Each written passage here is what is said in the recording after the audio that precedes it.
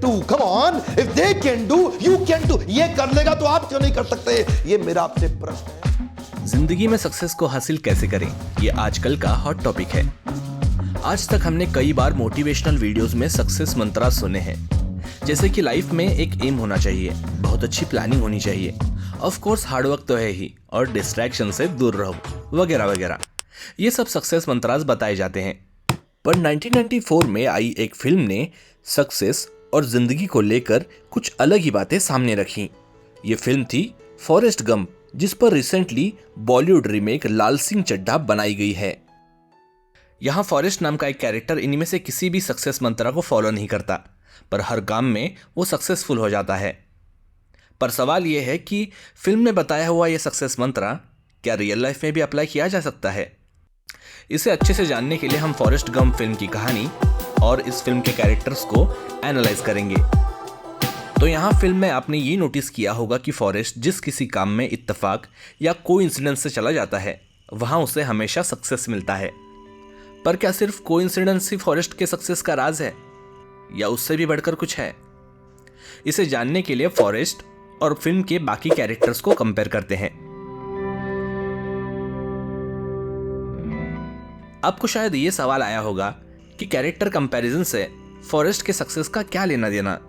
इसका जवाब मैं आगे देने वाला हूं। फिलहाल हम इस पे फोकस करते हैं। फिल्म में फॉरेस्ट और इन तीन कैरेक्टर्स में एक मेजर डिफरेंस है। इनके जिंदगी को लेकर कुछ ना कुछ प्लान होते हैं और फॉरेस्ट का कोई प्लान नहीं होता। जैसे कि जेनी एक फेमस सिंगर बनना चाहती है। I want to be famous. I want to be a singer like Joan Baez. I just want to be on an empty stage with my guitar, my voice, just me. बबा army से retire होने के बाद shrimping business करना चाहता है। Matter of fact, I'm going into the shrimping business for myself after I get out the army. Lieutenant Dan की चाह होती है कि उसकी मौत जंग में शहीद होने से हो। Have a destiny. Nothing just happens. It's all part of a plan. I should have died out there with my men. और दूसरी तरफ फॉरेस्ट का कोई करियर गोल या एम नहीं होता। Have you given any thought to your future? Thought?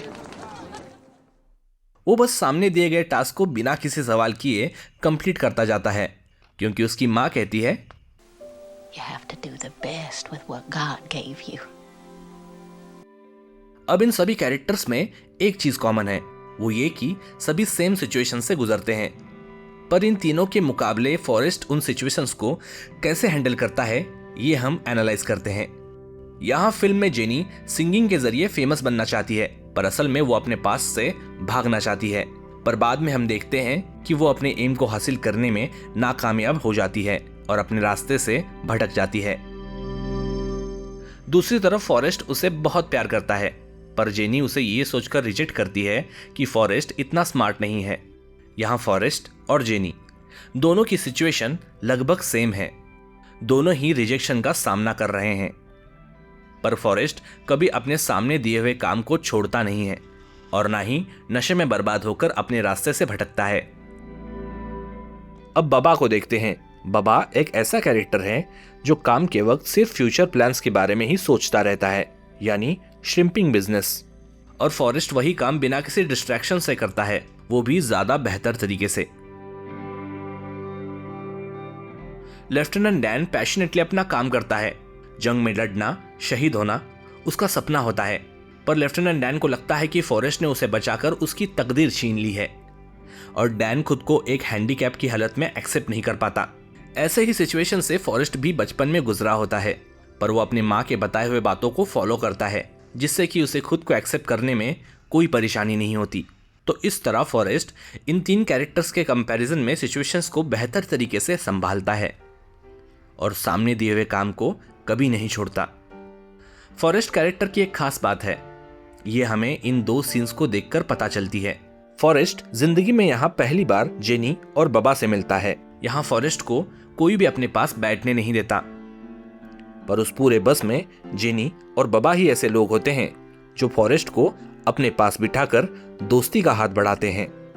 मेरा कहने का मतलब यह है कि फॉरेस्ट की लाइफ में दोस्ती से लेकर करियर तक किसी भी चीज को वो खुद नहीं चूज करता, बल्कि जिंदगी उसके सामने वो ऑप्शंस देती है। जैसे कि स्कूल की स्पोर्ट्स टीम में सिलेक्ट होना, आर्मी में भर्ती होना, पिंग पोंग चैंपियन बनना वगैरह वगैरह। इसलिए डायरेक्टर ने ये दोनों सीन्स बस में ही शूट किए हैं ताकि फॉरेस्ट की ये कैरेक्टरिस्टिक वो विजुअली अच्छे से दिखा सके। नहीं तो ये दोस्ती वाले सीन में फॉरेस्ट की दोस्ती जेनी से स्कूल में कहीं भी हो सकती थी या बबा से वो आर्मी कैंप में कहीं और भी मिल सकता था। तो हमने देखा कि फॉरेस्ट की लाइफ में कोई एम ना होना, कोई चॉइस ना होना, जिसकी वजह से उसे जो काम मिले उसे वो फोकस के साथ पूरा करता है और बाकी कैरेक्टर्स के मुकाबले वो सिचुएशंस को बेहतर तरीके से हैंडल करता है। ये सब कैरेक्टरिस्टिक्स फॉरेस्ट को लाइफ में बिना किसी ख्वाहिश के या बिना मांगे बहुत कुछ देती है, उसे सक्सेसफुल बनाती है। ये शायद फॉरेस्ट को पता भी नहीं होता कि ये सक्सेस है। अब देखते हैं पिछला अधूरा सवाल, यहाँ फॉरेस्ट को बाकी कैरेक्टर्स से कंपेयर क्यों किया है। एक्चुअली ऐसे कंपेयर करने से हमें यहाँ दो बातें साफ पता चलती हैं।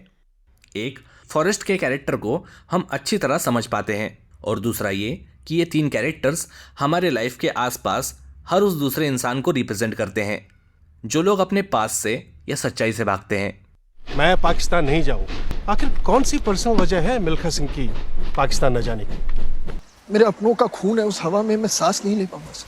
जो लोग आने वाले कल के सपनों में ही खोए रहते हैं और जो लोग मौजूदा हालात को एक्सेप्ट नहीं कर पाते, इस टाइप के लोग हमारे ज़िंदगी में अक्सर पाए जाते हैं। इसलिए इन कैरेक्टर्स का कहानी में होना फिल्म को ज़्यादा रिलेटेबल बनाता है।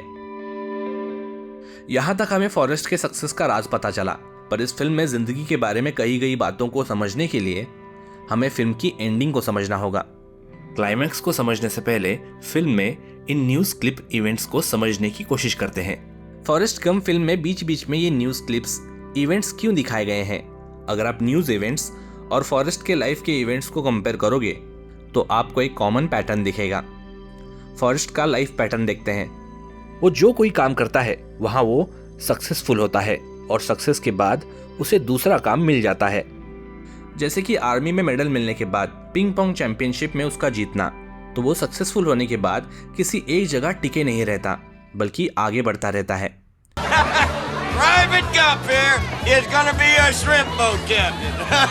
या फिर न्यूज़ क्लिप्स में भी आपको यही दिखेगा, जो किसी ऐसे फेमस सक्सेसफुल पर्सनालिटी के बारे में होती है जो अपने करियर के हाईएस्ट पोजीशन पे होते हैं, पर बाद में उस पर्सनालिटी को किसी न किसी कारण की वजह से उसे अपनी जगह छोड़नी पड़ती है। ये न्यूज़ क्लिप्स तभी दिखाए जाते हैं जब फॉरेस्ट की लाइफ में एक नया काम आता है। अब हम क्लाइमैक्स को समझते हैं, जिससे कि हमें जिंदगी और सक्सेस के बीच का रिलेशन बनाने में मदद होगी। यहां हम देखते हैं कि फॉरेस्ट अपने बेटे के साथ रहने लगता है और लास्ट में वो अपने बेटे को स्कूल बस में छोड़ता है और अलविदा कहते वक्त फॉरेस्ट अपने बेटे से कुछ कहने वाला होता है। Hey, Forrest, don't. पर वो रुक जाता है और कहता है कि I want to tell you I love you. I love you too, Daddy. आखिर फॉरेस्ट क्या कहना चाहता था? असल में यहाँ फॉरेस्ट हर माँ बाप की तरह अपने बेटे को भी यही सलाह देना चाहता था कि बेटा अपना ख्याल रखना, स्ट्रेंजर्स के साथ बात मत करना। पर फॉरेस्ट ये सब चीज़ें इसलिए नहीं कह पाता क्योंकि अगर हम जिंदगी को कंट्रोल करने लगे तो जिंदगी जो हमें असली तोहफे देना चाहती है वो हमें नहीं मिलेंगे। जैसे कि अगर जेनी ने फॉरेस्ट के प्यार को पहले ही हाँ कर दी होती तो शायद उसकी लाइफ कंफर्टेबल होती, और अगर लेफ्टिनेंट डैन आखिर तक यही सोचता रहता कि फॉरेस्ट ने उसे क्यों बचाया और वो अपनी किस्मत को यूं ही कोसता रहता, तो उसे आगे चलकर एक अच्छी जिंदगी का मतलब कभी समझ नहीं आता। इसलिए फॉरेस्ट अपने एक्सपीरियंस से ये सब सीखता है और अपने बेटे को कोई भी सेफ्टी टिप्स नहीं देता। I want to tell you I love you. I love you too, Daddy. तो पूरे फिल्म का प्रीमाइस क्या है जो फॉरेस्ट जेनी के कब्र के पास कहता है? I don't know if Mama was right or if it's Lieutenant Dan. I don't know if we each have a destiny or if we're all just floating around accidental like on a breeze. But I think maybe it's both.